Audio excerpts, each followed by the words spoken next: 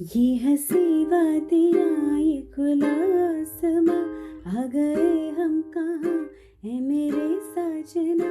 इन बहारों में दिल की कली खिल गई, मुझको तुम जो मिले हर खुशी मिल गई।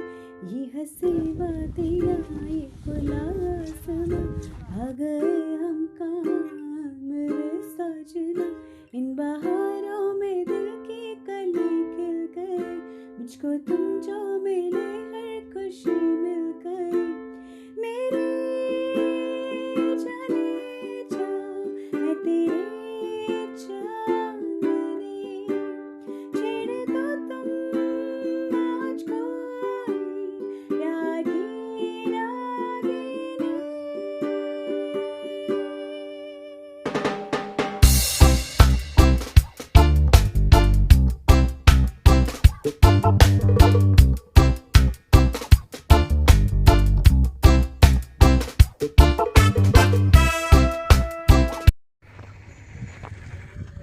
ये देखिए कितनी बर्फ़ पड़ी हुई है, ताज़ा ही बर्फ़ पड़ी, कितनी सफ़ेद भी है।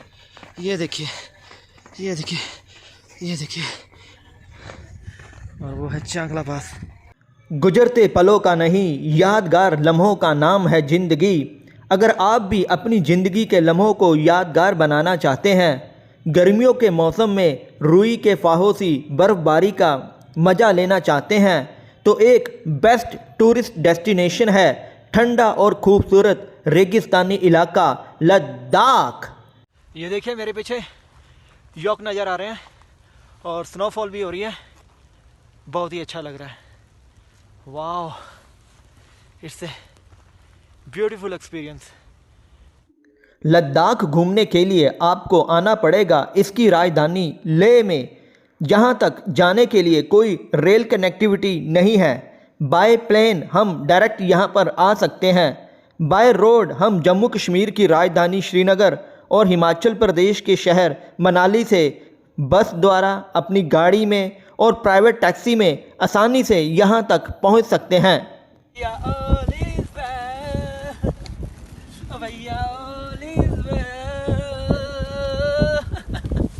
All is well if your plan is well. Srinagar से ले जाते हुए रास्ते में कौन कौन से डेस्टिनेशन आते हैं, कितनी दूरी पर आते हैं, हमें किस तरह की रोड मिलती है, हम कहाँ गाड़ी में पेट्रोल डलवा सकते हैं, हम कहाँ पर खाने के लिए रुक सकते हैं, हम कहाँ पर रहने के लिए रुक सकते हैं, हमें किस तरह का वेदर मिलता है, बेस्ट टाइम यहाँ पर जाने का कौन सा है, हाई एल्टीट्यूड सिकनेस से हम कैसे बच सकते हैं, इस तरह की और भी बहुत सी जानकारियाँ हम अपने इस ब्लॉग में आपको देंगे। भारत माता की जय, भारत माता की जय। लेह 11,480 फीट की ऊंचाई पर स्थित है। इसके आसपास घूमने वाली जगह जैसे खरदुंगला पास, पेंगोंग लेक, तसी मुरारी लेक, ये और भी ज़्यादा ऊंचाई पर स्थित है, जहां पर ऑक्सीजन की कमी होती है। हम खरदुंगला पास से वापस आ रहे हैं, इस समय हम जाम में फंसे हुए हैं। अब देखिए मेरी वाइफ की इस समय कंडीशन इतनी अच्छी नहीं है, उसे सिर दर्द महसूस हो रहा है, कभी चक्कर महसूस हो रहे हैं। तो हाई एल्टीट्यूड पे इस तरह के भी सिम्टम्स हमें देखने को मिलते हैं। हाई एल्टीट्यूड सिकनेस जैसे सिर दर्द, घबराहट, उल्टी आना, चक्कर आना, बेहोशी छाना और सांस लेने में परेशानी हो सकती है, जिससे बचने के लिए हमें पहले 2 दिन लेह में ही बताने चाहिए। अगर हम बाय रोड ले जा रहे हैं तो श्रीनगर से ले जाना ज़्यादा अच्छा है, क्योंकि यह रास्ता थोड़ा छोटा है, काफ़ी इजी है और इस रास्ते में ऊंचाई धीरे धीरे बढ़ती है और ज़्यादा ऊंचाई वाली जगह भी नहीं आती है। जबकि मनाली से लेह का रास्ता थोड़ा लंबा है, टफ है और इस रास्ते में एकदम से ज़्यादा ऊंचाई वाली जगह आती हैं, जिससे हाई एल्टीट्यूड सिकनेस होने के चांस बढ़ जाते हैं।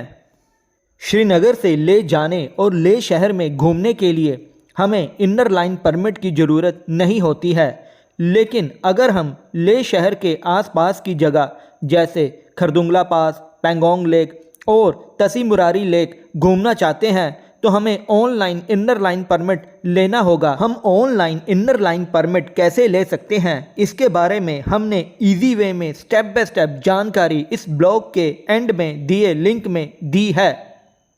श्रीनगर लेह हाईवे पर ट्रैवल करने का बेस्ट टाइम मई से लेकर अक्टूबर तक का है, सिवाय अगस्त और सितंबर के बारिश के उन दिनों में जब यहां पर लैंडस्लाइड का खतरा होता है। सर्दियों में भारी बर्फबारी के कारण श्रीनगर लेह हाईवे बंद ही रहता है। गाड़ी की सर्विस अच्छी तरह से करवा ले। गाड़ी के टायर और गाड़ी की बैटरी अच्छी कंडीशन में होने चाहिए। एयर फिलिंग किट और टायर पंचर किट जरूर रख लें, क्योंकि रास्ते में मेन डेस्टिनेशन के अलावा हमें कहीं भी रिपेयर की दुकान नज़र नहीं आती है। खरदुंगला पास और चांगला पास पर गर्मियों के मौसम में भी किसी भी वक्त बर्फबारी हो सकती है, इसलिए गाड़ी के टायरों पर चढ़ाने वाली स्नो चेन भी जरूर रख लें। जम्मू कश्मीर और लद्दाख में सिर्फ पोस्टपेड मोबाइल कनेक्शन ही चलते हैं। एयरटेल, जियो और BSNL का नेटवर्क अच्छा है। लद्दाख में हमें गर्मियों के मौसम में भी ठंडा मौसम मिलता है, इसलिए गर्म कपड़े और जैकेट्स भी जरूर रख लें। रास्ते में हमें ATM श्रीनगर, द्रास, कारगिल और लेह में मिलते हैं, इसलिए अपने साथ ज़रूरी कैश रखें। जहां भी पॉसिबल हो ऑनलाइन मोड जैसे पेटीएम, गूगल ऐप और नेट बैंकिंग से पेमेंट करें। हमें रास्ते में पेट्रोल पंप श्रीनगर, सोनमर्ग, कारगिल, खलासी और लेह में मिले। पर्वतों के दरमियाँ में, जन्नतों के दरमियाँ में, आज के दिन हम कहाँ हैं, साथी अपनी ये तकदीर है, ये कश्मीर है। कश्मीर घाटी में घूमने के लिए आप कम से कम 5 दिन का टूर प्लान बना सकते हैं, जिसमें 2 दिन श्रीनगर घूमने के लिए, 1 दिन गुलमर्ग, 1 दिन सोनमर्ग और 1 दिन पहलगाम घूमने के लिए रखें। झेलम नदी के किनारे और 5200 फीट की ऊंचाई पर स्थित जम्मू कश्मीर की राजधानी श्रीनगर में 2 रातें और 1 दिन बिताने के बाद हमने दिन के सुबह 6:15 बजे लेह के लिए अपनी यात्रा शुरू कर दी। सुबह के 8:45 बजे श्रीनगर से 80 किलोमीटर दूर और 8,960 फीट की ऊंचाई पर स्थित सोनमर्ग में हम पहुंच गए। रास्ते में हमें सड़क अच्छी मिली।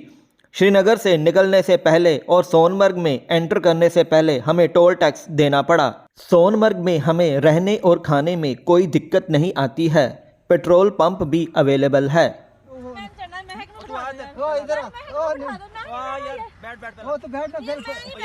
बैठो, चढ़ना ही है बस, पूरा जोर लगा के चढ़ जाओ। दूजा पैर क्या जाओ? हाँ उठा लेना यार की पता नहीं तुसी करदे हो। देखो डांस करदा वे घोड़ा भी नहीं करदा। बैठो बैठो बैठो, शाबाश। चलो ओ मैं सिंपल तरीका उतरने का। उतरूंगी कितना बड़ा? चलो बस अब चढ़ के ना अब उतर भी जाएंगे। चलो चलो यार डांस करदा। सोनमर्ग में घूमने के लिए बहुत सी जगह हैं, जैसे Vishnusar lake, Gangasar lake, Nilagarh river, लेकिन पॉपुलर टूरिस्ट डेस्टिनेशन है यहाँ से 3 किलोमीटर दूर थाजीवस ग्लेशियर, जहाँ पर कई फिल्मों की शूटिंग हुई है। महक पानी पी ले तू भी। शिवे तुझे प्यास तो नहीं लगी बेटे? ये देखिए पुल की हालत जहाँ से हम जा रहे हैं। बजरंगी भाईजान भी। अच्छा ये बजरंगी भाईजान इसमें बर्फ थी लेकिन आप पिघल गई। अच्छा बर्फ पिघल गई है, कब पिघली थी? अरे ये मार्च के महीने में यहाँ पे पूरी बर्फ होती। अच्छा मार्च के महीने में। हाँ अब पिघल गई पूरी।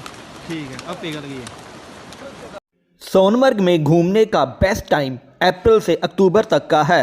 सर्दियों में भारी बर्फबारी के कारण सोनमर्ग टूरिस्ट के लिए बंद कर दिया जाता है। हम थाजीवस ग्लेशियर में आइस पर स्लज राइड का मजा ले सकते हैं। स्पीड थोड़ी सी तेज करो यार, स्पीड थोड़ी सी तेज करो, मजा नहीं आ रहा। वो जो सामने देख रहे हो वो बालटाल है। यहाँ से अमरनाथ यात्रा शुरू होती है। ये 2 जगह से होती है, एक पहलगाम वाले रूट से और एक बालटाल रूट से। हेलीपैड भी। हाँ, यहाँ पे हेलीकॉप्टर से भी लोग आते हैं। अब हम जोजिला पास जा रहे हैं, हम धीरे धीरे ऊपर चढ़ जाएंगे सड़क से।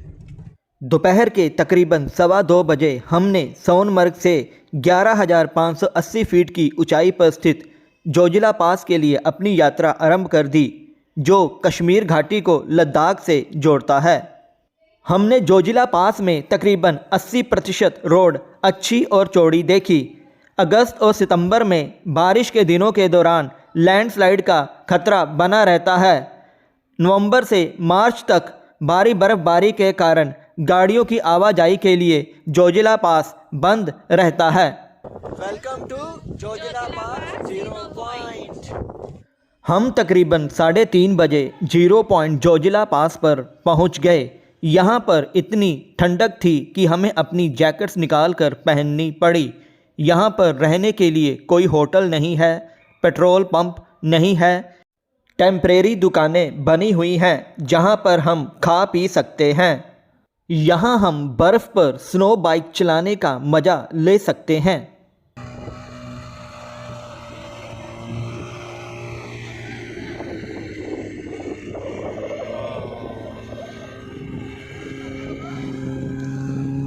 कश्मीर घाटी के सोनमर्ग और लद्दाख के मीनामर्ग तक 14.2 किलोमीटर लंबी जोजिला टनल बनाई जा रही है, जिसके बन जाने के बाद श्रीनगर लेह हाईवे गाड़ियों की आवाजाही के लिए सारा साल खुला रहेगा।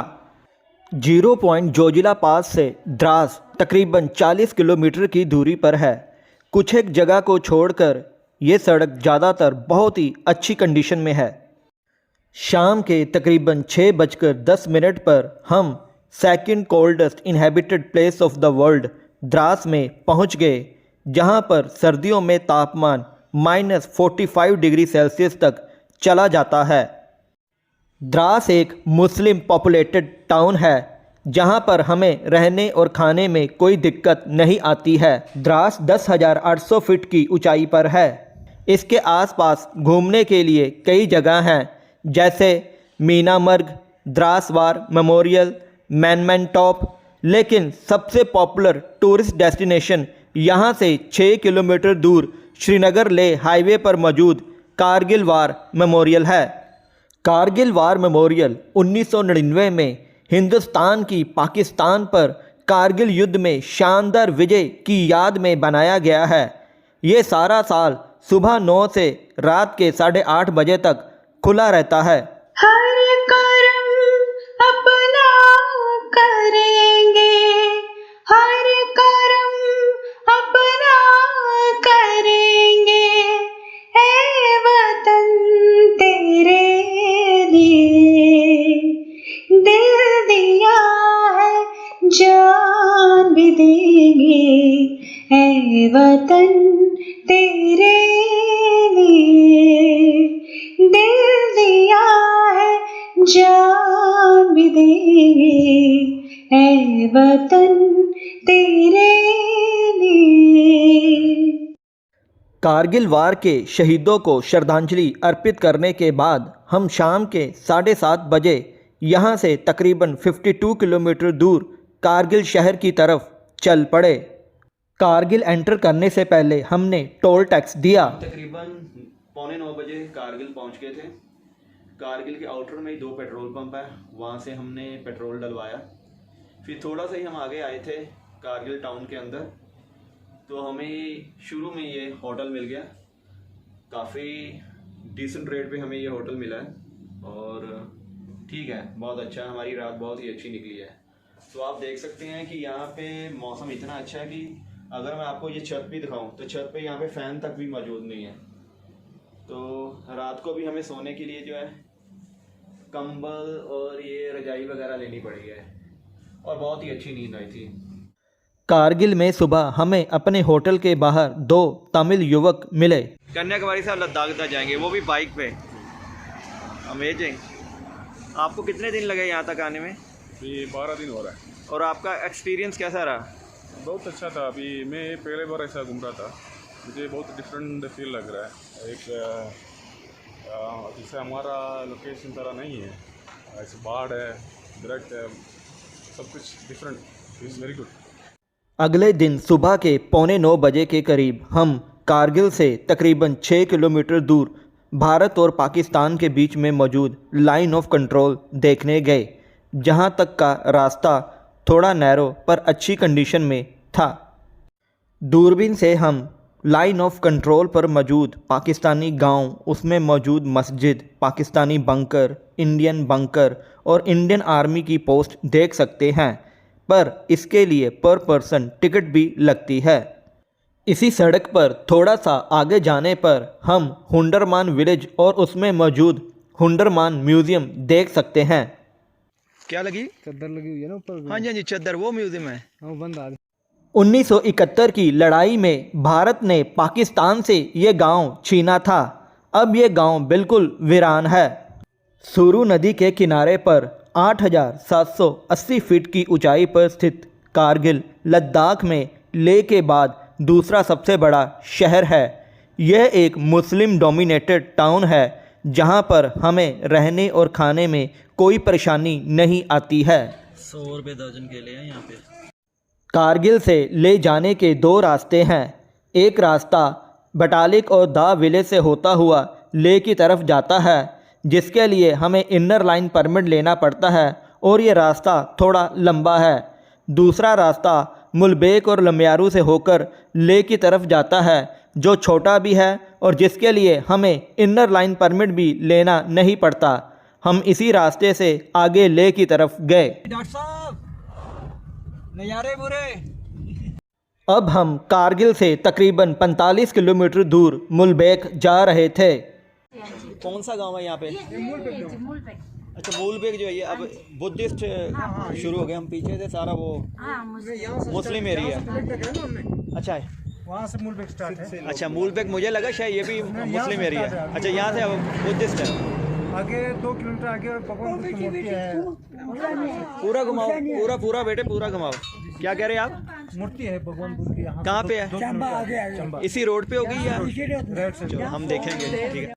हमें यहाँ पर केरला के कुछ नौजवान मिले जो एक रेड़े पर अपना सामान डालकर पैदल ही केरला से लद्दाख तक आए थे।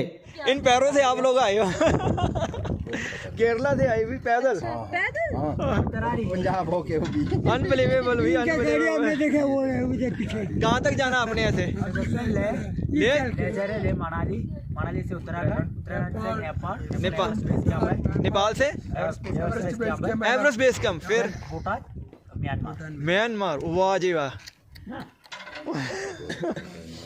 बड़े यार, आप तो बड़े ऊपर के बंदे हो भाई। कितने महीने हो गए? 7 महीना हो गया। और कितना लगेगा? 8 महीना हो गया। कितना लगेगा टाइम आपको? और एक साल का बस। देख ला यार। 1 साल। चलो, very inspiring people you are. धोना, कपड़े धोना, चेंज करना, ये सब रास्ते में ही होता है, रास्ते में। ये लेडीज है ना, लेडीज के पॉइंट ऑफ व्यू पूछ रहे हैं। ये काम कैसे चलता है? श्रीनगर लेह हाईवे पर ही छोटी सी मुलबेक मोनेस्ट्री है, जहाँ पर हमें 800 साल पुरानी मैत्रेय बुद्धा की 30 फुट ऊंची मूर्ति के दर्शन होते हैं। मुलबेक से तकरीबन 30 किलोमीटर आगे हमें श्रीनगर लेह हाईवे पर सेकंड माउंटेन पास नामकीला मिला, जो 12,139 फीट की हाइट पर मौजूद है। दोपहर के तकरीबन 2:15 बजे हम 13,478 फीट की ऊंचाई पर स्थित फोटुला टॉप पहुँचे, जो श्रीनगर लेह हाईवे पर मौजूद सबसे ऊंचाई वाली जगह है। यहाँ पर आप कुछ देर के लिए रुकिए और कुछ ब्यूटीफुल क्लिक के साथ अपने लम्हों को यादगार बनाइए। दोपहर के 2:40 पर हम फोटुला टॉप से 15 किलोमीटर दूर 11,520 फीट की ऊंचाई पर स्थित लम्यारू पहुँचे, जहाँ पर रहने और खाने में कोई दिक्कत नहीं आती है। हमने यहाँ पर रुककर अपना लंच किया। लम्यारू में आप 10वीं शताब्दी की बनी हुई बुद्धिस्ट मोनेस्ट्री देख सकते हैं। ये टिकट लगती है ऊपर मोनेस्ट्री की? कितनी है? क्यों घुमा रहे हैं? ये पूजा है ना, ओम मानीपान में हूँ।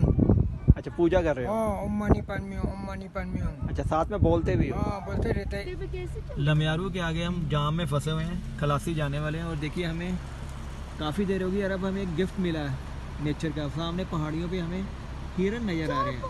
ओहो निहार कितने नज़र आ रहे हैं बेटे? एक दो काउंट। तीन, और वहाँ भी दो वहाँ भी ओहो लगे दो हैं। वहाँ पे है। हाँ, मैं जूम करने की कोशिश कर रहा हूँ, वापस। मुझे खुद भी नहीं पता कि ये नज़र आ रहे हैं यहाँ से या नहीं। शाम के 4:20 पर हम इंडस नदी के किनारे पर बसे खलासी में पहुंच गए, जहां पर रहने और खाने में कोई मुश्किल नहीं आती है और सबसे बड़ी बात यहां पर पेट्रोल पंप मौजूद है। खलासी से निम्मो जाते हुए आप रास्ते में सैसपोल में गुफाएं, अलीची और लिक्कर में बुद्धिस्ट मॉनेस्ट्री देख सकते हैं, लेकिन इनके लिए आपके पास ज़्यादा समय होना चाहिए। हम शाम के करीब 5:45 बजे लेह से तकरीबन 35 किलोमीटर की दूरी पर स्थित निम्मो पहुँचे, जहाँ पर लोग इंडस रिवर और जंस्कार रिवर में रिवर राफ्टिंग का मज़ा लेते हैं। निम्मो से तकरीबन 6 किलोमीटर आगे हम मैग्नेटिक हिल पहुँचे, जहाँ सड़क पर एक बॉक्स बना हुआ है, जहाँ गाड़ी को बंद करके बिना हैंड ब्रेक और बिना ब्रेक लगाए खड़ी करने पर वो ऊंचाई की तरफ अगेंस्ट ग्रेविटी जाना शुरू कर देती है। हम यहाँ पर ATV राइड का मज़ा भी ले सकते हैं। मैग्नेटिक हिल से तकरीबन 4 किलोमीटर आगे श्रीनगर लेह हाईवे पर मौजूद गुरुद्वारा श्री पत्थर साहब पर हम पहुँचे, जहाँ पर सिख धर्म के संस्थापक और पहले गुरु श्री गुरु नानक देव जी अपनी तीसरी उदासी के दौरान आए थे। एक ओंकार सतनाम करता पुरख निर्भौ निर्वैर अकाल मूरत अजूनी सैभं गुर प्रसाद। जप आदि सच जुगाद सच है भी सच, नानक होसी भी सच।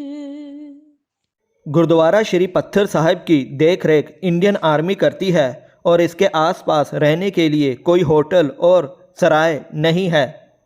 गुरुद्वारा श्री पत्थर साहिब लेह से तकरीबन 25 किलोमीटर दूर है। हम रात के 8 बजे के पास अपनी फाइनल डेस्टिनेशन लद्दाख की राजधानी लेह में पहुंच गए। कारगिल से लेह तक हमें सड़क बहुत ही अच्छी मिली।